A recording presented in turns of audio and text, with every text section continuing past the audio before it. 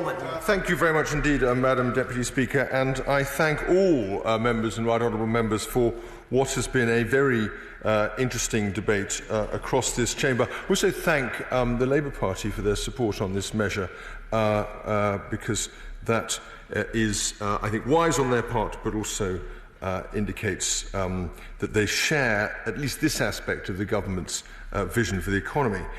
Madam Deputy Speaker, as you will know, this pandemic represents not merely a public health crisis, as the Honourable Member opposite said, but a profound shock to our economy. And that is why last Wednesday, my right honourable friend, the Chancellor, unveiled the government's plan for jobs. And the purpose of that plan, as he articulated, was to protect, to support and to create jobs across this country.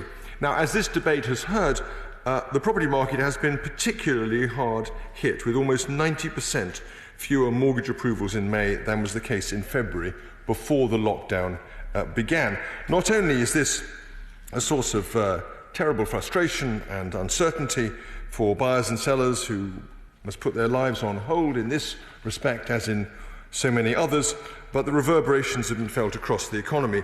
More than 24,000 people are directly employed by house builders in this country, with hundreds of thousands more in the supply chain.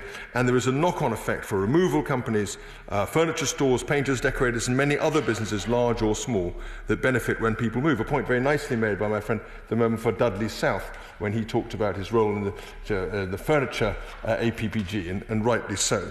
There are, however, Madam Deputy Speaker, signs that the market is beginning to recover, with some 16% more transactions in May than in April, and it is in the interests of both home buyers and the wider economy that this trend should gather momentum and speed over the coming months. And that is why the plan for jobs included a commitment to increase temporarily the nil rate band of residential stamp duty tax from £125,000 to £500,000. Alongside the Green Homes grants, the aim was to inject momentum back into the housing market so that the economy can start to move forward once again. This bill today puts that commitment into action and will ensure that the new band can take effect from last Wednesday, July the 8th, and last up until the 30th of March 2021. Now, I will turn, if I may, to many of the points made by members in the debate. The Honourable Member, right Honourable Member opposite, raised the question about whether or not this was designed in some way to be a benefit to second homeowners. And I can reassure him that this, it's quite untrue to suggest that this measure will disproportionately benefit second homeowners.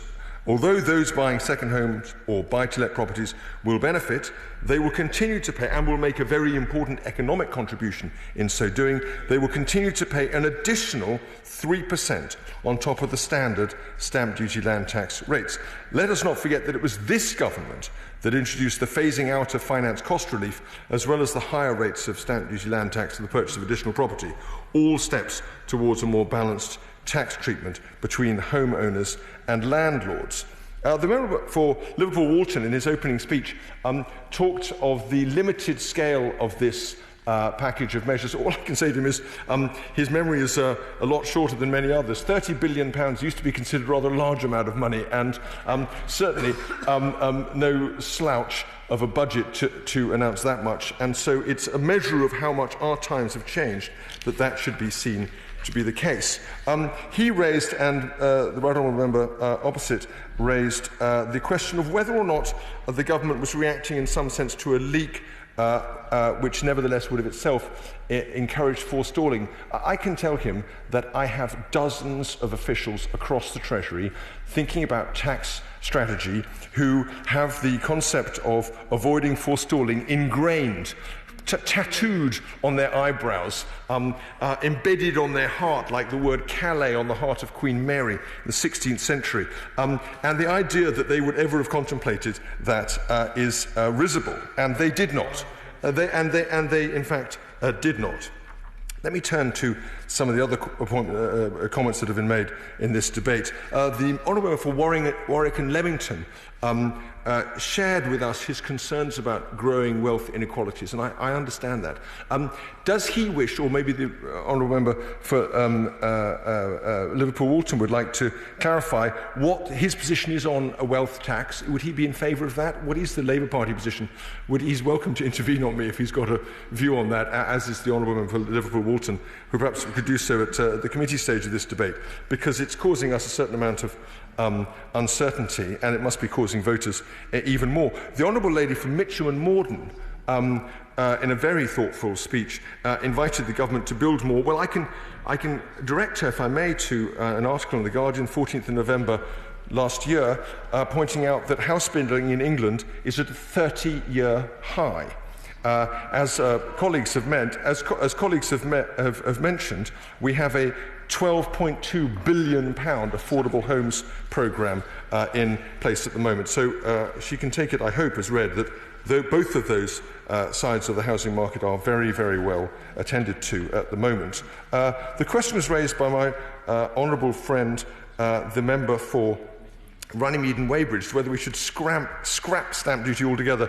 This was, and I was perhaps slightly harsh, but I do always take it with additional measure of credibility when colleagues can come forward, as my honourable friend, the member for Thurston Moulton, did, with a specific suggestion, and indeed the member for Cambridgeshire South, with a specific suggestion for how the gap could be filled.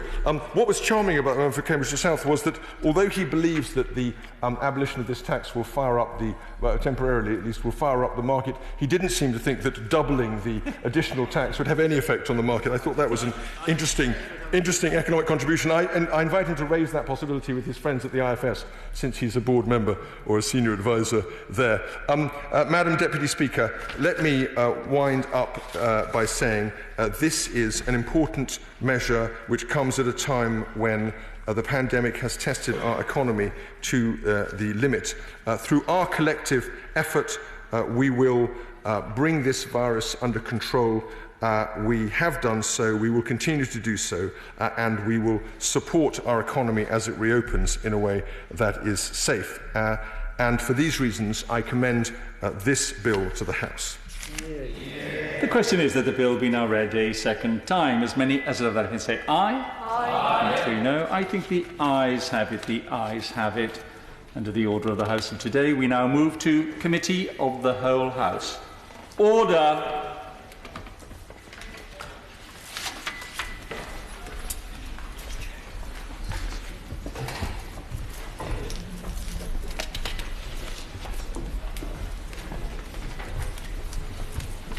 Order. Before I ask the clerk to read the title of the bill, I should explain that in these exceptional circumstances, although the chair of the committee would normally sit in the clerk's chair during committee stage in order to comply with social distancing requirements, I will remain in the Speaker's chair, although I'll be carrying out the role of Deputy Speaker, not of Deputy Speaker, but of Chairman of the committee. We should be addressed as chairs of the committee rather than as Deputy Speakers. Stamp duty.